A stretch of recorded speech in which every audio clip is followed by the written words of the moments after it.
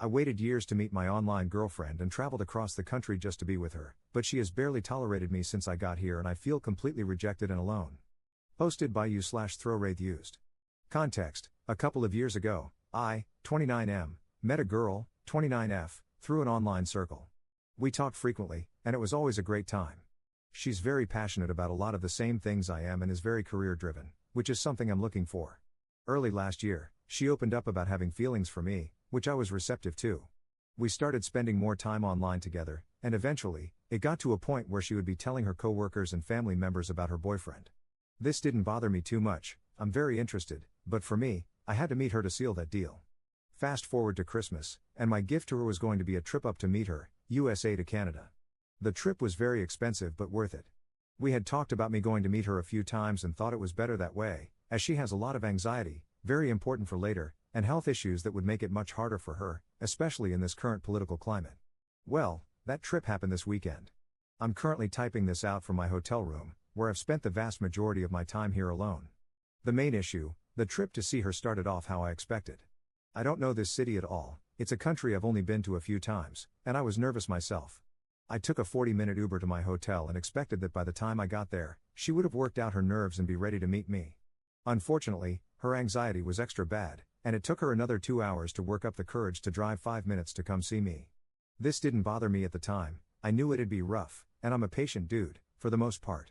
We met, she was shaking and bawling her eyes out, but overall it was great, some hugs, and we drove to her place. She lives with her brother, so I was able to meet him, and we chilled out for a little while. Her anxiety was still through the roof, though, so we didn't actually do much for the next couple of hours. She wanted to drive around and show me some stuff but couldn't. Eventually, she decided I should probably Uber back instead of her driving me. The next morning, I was up extra early. She usually works nights, so I figured she wouldn't be up for a bit. Not knowing the city, I chose to stay in and wait until she was awake. 4 hours later, she messages me, we talk for a bit, and she tells me she's not quite ready to see me as the nerves are still there.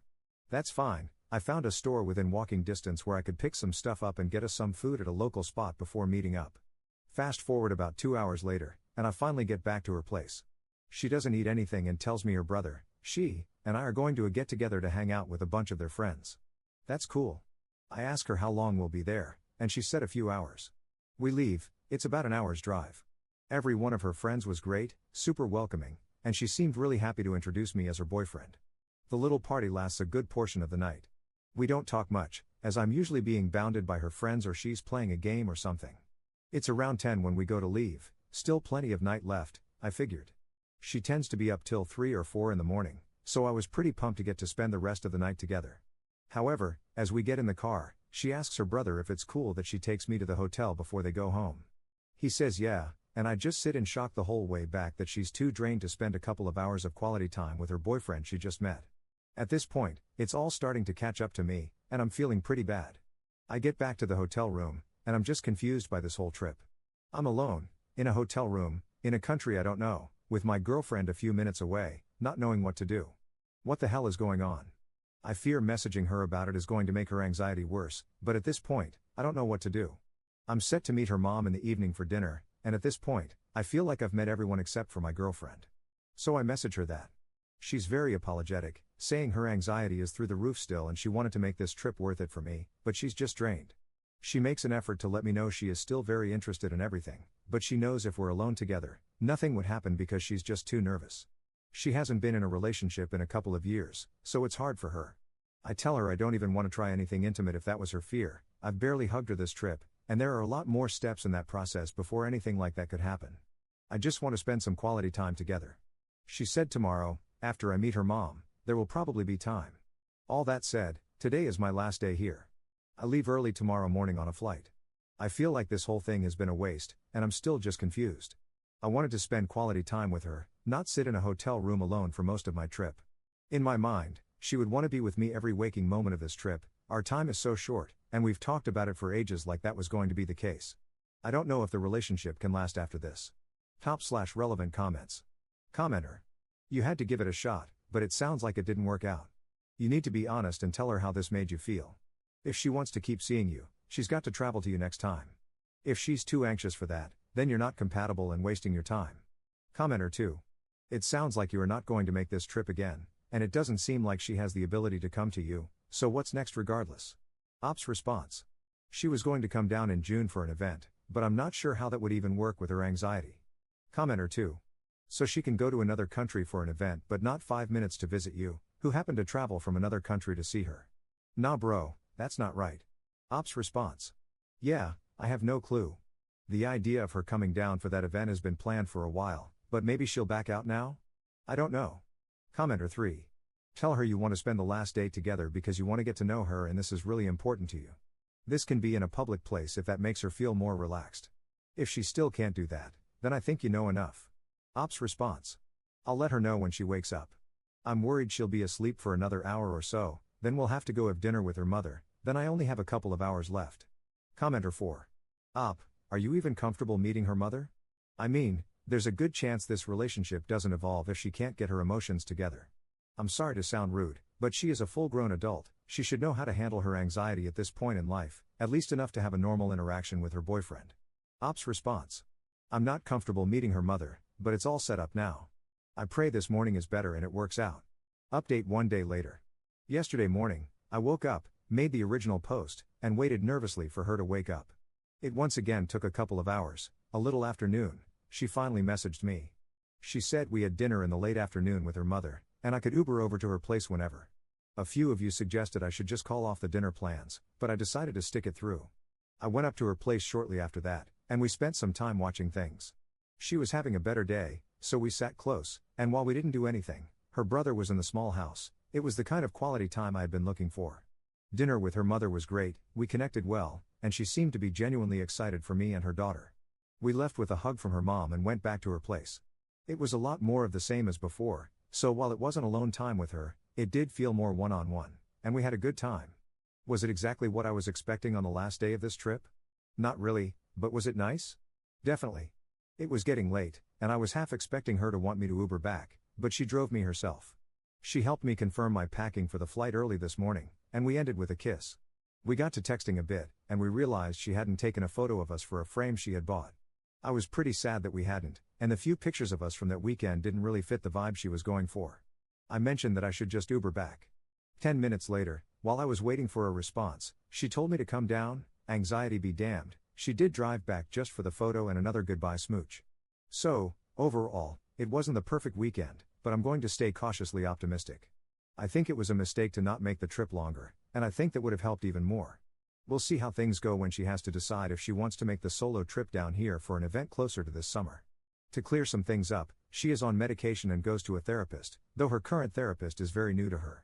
Normally, I wouldn't be into a long-distance relationship, but our likes and interests align well, and it's something I've struggled to find around me back home. My last relationship was decently long and taught me that was something I valued a lot. Thanks for all the comments on the other post.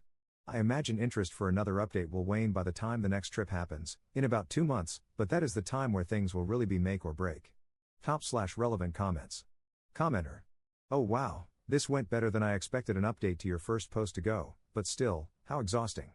Ops response. Hoping the next visit goes better. Second update 2 months 2 weeks later.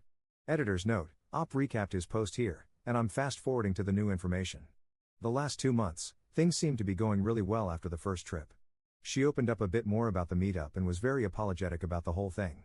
We spent the next couple of weeks in calls and video chatting, doing what we love together. Things were great, but something was missing.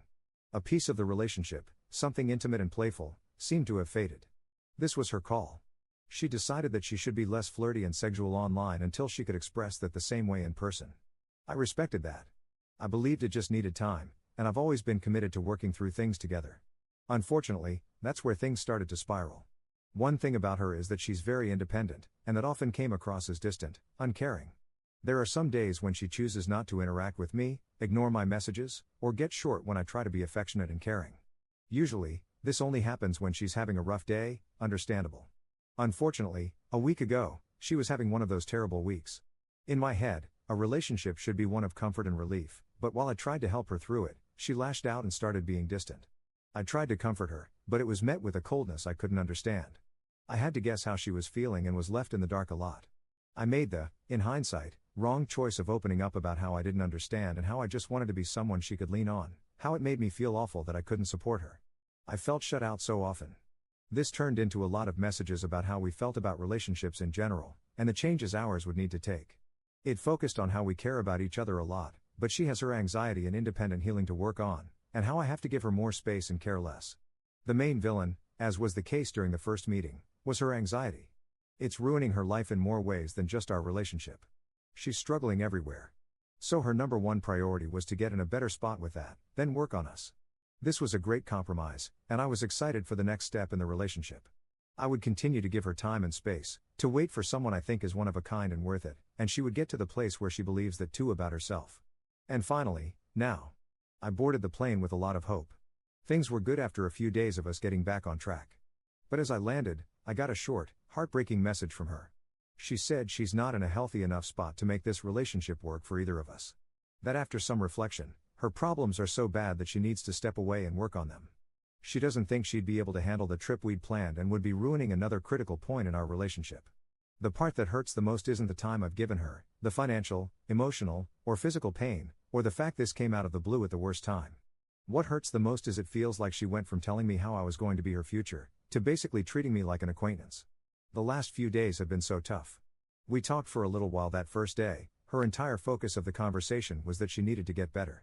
She barely once talked about us. I got no closure. And now, trying to talk to her feels like talking to someone I barely know, despite her saying she wants us to stay close. One of the first things she told me when we started talking was how words meant everything to her. They're so important, they should always mean something. She kept saying how much she cared about us, yet her current actions make me feel the complete opposite. I see her online, hanging out with friends, posting online, like I never existed, like I was just a footnote in her life. I'm here now. I'm going to try to make the best of the trip, but being alone again hurts so much. I don't understand. Some days the distance felt like nothing, and other days she made the miles feel so much longer. I really tried so hard. I'm exhausted. I'm getting older, and the pressure of finding my person is really setting in. I don't want to settle, but I feel like I'm going to have to. I want more than anything to just make things right with her, to go back to that week and just give her the space she wanted, so we'd be on this trip together right now. I mentioned above that she's very independent, and her anxiety is taking that away from her. She can't do the things she wants with the people she wants, and I understand that. But what about us? I'm devastated. I know a lot of you saw this coming, and the rest of you all wanted to see this work. How do I move on? I know there's probably no saving this, but I wish there was. What can I do? And how do I find anyone like her again? Edit to add, I've tried local for a few years. I've never had trouble getting dates or matches on apps locally. But I live in a small, rural town and haven't found anyone who aligns with my values and interests. From my experience over years of doing this, dating locally would be settling, which is why I tried online.